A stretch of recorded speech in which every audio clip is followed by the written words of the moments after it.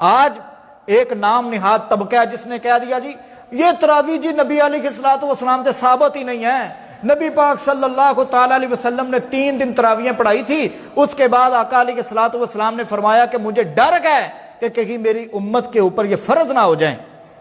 ایسا ہوا، لیکن یہاں سمجھنی یہ بات ہے، اگر آقا علیہ السلام نے سٹاپ کر دیا تھا 3 دن کے بعد، اس کے بعد تراویحیں نہیں پڑھائی تھی، تو کیا صحابہ نے پڑھنی چھوڑ دی تھی؟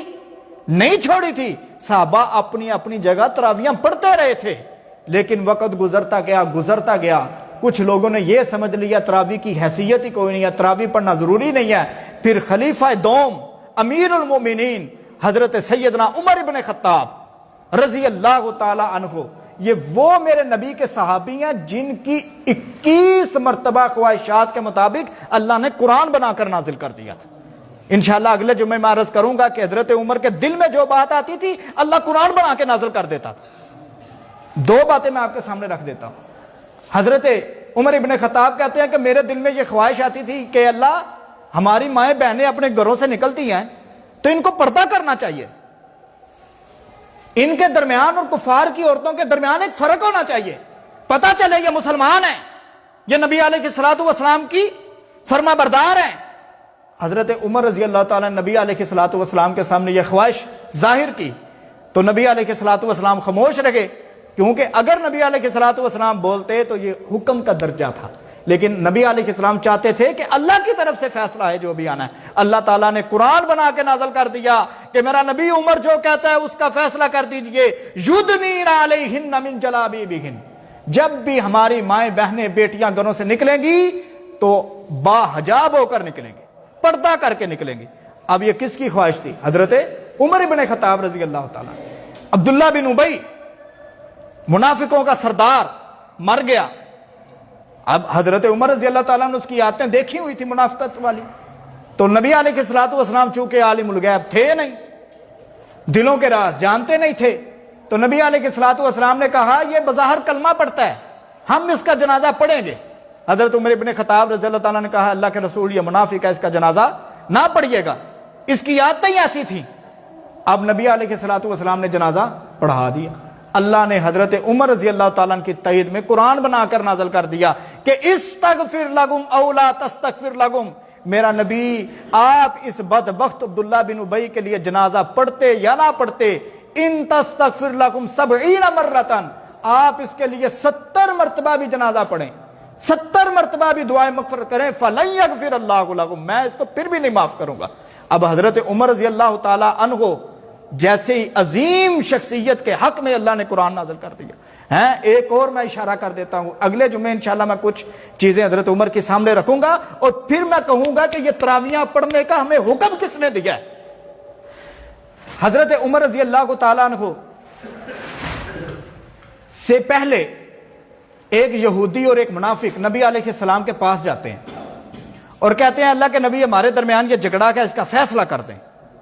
اللہ کے نبی صلی اللہ تعالی علیہ وسلم نے وہ فیصلہ حضرت وہ جو منافق بظاہر مسلمان تھا اس کے خلاف دے دیا، یہودی کے حق میں فیصلہ ہو گیا۔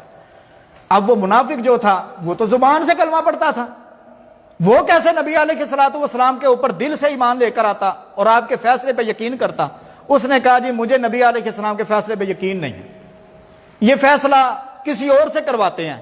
یہودی کہنے لگا شرم کر، تو نے کلمہ کس کا پڑھا ہے اور کس کے فیصلے پہ انگلی اٹھا رہا ہے؟ اب وہ منافق تھا، کہنے لگا جی میں نہیں مانوں گا یہ فیصلہ۔ بہرحال ان دونوں نے فیصلہ کیا کہ اب ہم یہ فیصلہ حضرت عمر رضی اللہ تعالیٰ عنہ سے کرواتے ہیں۔ حضرت عمر رضی اللہ تعالیٰ کے پاس چلے گئے اور یہودی بڑا سیانا سی دنا سی، وہ آخر لگا عمر سب کے حضرت رضی اللہ تعالیٰ عنہ یہ فیصلہ باتوں کریں لیکن ایک گل میری سن لے، سنا اے جڑا فیصلہ سی تیرے کو لے کے آئے ہیں نا، ایو ہی فیصلہ تیرے پیر محمد نے کر چھڑے صلی اللہ تعالی علیہ وسلم۔ حضرت عمر رضی اللہ تعالیٰ جلال میں آ گئے، یہ نہیں پوچھا کہ کس کے حق میں فیصلہ ہوا، کہا جدو ایک میرے نبی علیہ السلام کو پھیرا لا لیا جے تو تانوں دوجے پاسے جان دی لوڑ کیوں پئی؟ جدو ادھر جو تھی ٹر گئے ہو اس تو بعد کوئی اس قابل ہے جنہیں کو تسی جاؤ؟ پھر پوچھے ہاں جی کی فیصلہ ہویا؟ جی تواڈے نبی نے میرے حق وچ فیصلہ کر چھڑیا۔ یہودی آکھن لگا حضرت عمر رضی اللہ عنہ نے منافق کو کوئی سوال نہیں کیتا کہ تو میرے کو کیوں آیا، کی لین آیا، تیرے دل وچ کی اعتراض ہے، کی اشکال ہے، کیڑی غلطی ہوئی ہے ساڈے نبی کو معاذ اللہ استغفر نہ۔ حضرت عمر گئے اپنے اجرے چ، او تو کڈی تلوار تے مکے چ مشہور تھی جدو عمر دی تلوار ننگی ہو جاندی سی نا ادو سر دھاڑ اتے نہیں سی رہندا۔ حضرت عمر واپس آئے، پھڑی تلوار تے اس منافق دی گردن اڑا دیتی۔ ہن اتھوں تک تے یہ بیان کیتا جاندا ہے، یہ تسی بھی سنتے ہو کہ نبی علیہ الصلوۃ والسلام کے فیصلے پہ جو انگلی اٹھائے گا اس کی ایک ہی سزا ہے، سر تن سے جدا، اور اس کی دلیل حضرت عمر ابن خطاب کا یہ عمل ہے۔ اب جب اسے قتل کر دیا نا، اب اس کے جو برا ساتھ ہے وہ آ گئے، وہ کہنے لگے کہ عمر نے ناحق ہمارے بندے کو قتل کیا ہے، کیونکہ قتل تین صورتوں میں ہوتا ہے، یا تو قتل کے بدلے قتل، یا تو شادی شدہ کوئی زنا کرتا ہے تو اس کو مار مار کے رجم کیا جاتا ہے، یا پھر کوئی مرتد ہو جاتا ہے۔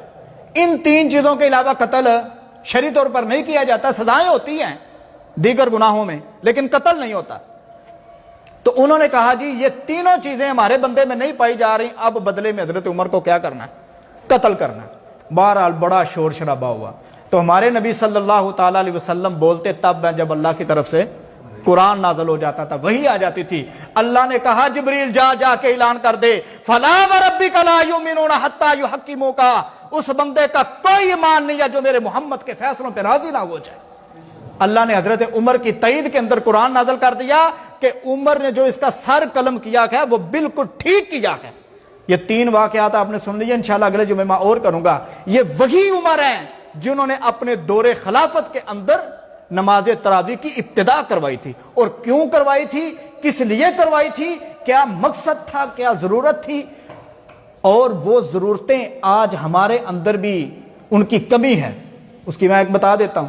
آپ اتنے لوگ بیٹھے ہو، میں یہ نہیں کہتا ہاتھ کھڑا کرو یا جو بھی، اپنے دل کے اندر سوچنا جا کے، یہ جو 11 مہینے گزر گئے ہیں پچھلے رمضان سے لے کر اس رمضان تک، ہم نے کتنی مرتبہ قرآن پڑھا ہے، ہم نے کتنے سپارے پڑھے ہیں، ہم نے کتنے رکوع تلاوت کی ہے۔ کچھ لوگ ہوں گے جو کہیں گے جی 2 قرآن پڑھے ہیں، کچھ لوگ ہوں گے جو کہیں گے جی ہم نے 1 قرآن پڑھا ہے، لیکن اکثریت ان لوگوں کی ہوگی جو کہیں گے ہم نے 1 پارہ بھی نہیں پڑھا۔ تو اس لیے تراویح کی ضرورت ہوئی نہ ہوئی پھر تو انشاءاللہ اگلے جمعے اسی موضوع پر، تراویح کے مسئلے پر ہم ڈیٹیل سے عرض کریں گے کہ تراویح کس نے شروع کی، کیوں کی، کس مقصد کے لیے کی، اور اس کی شرعی حیثیت کیا ہے۔ وما علینا الا البلاغ۔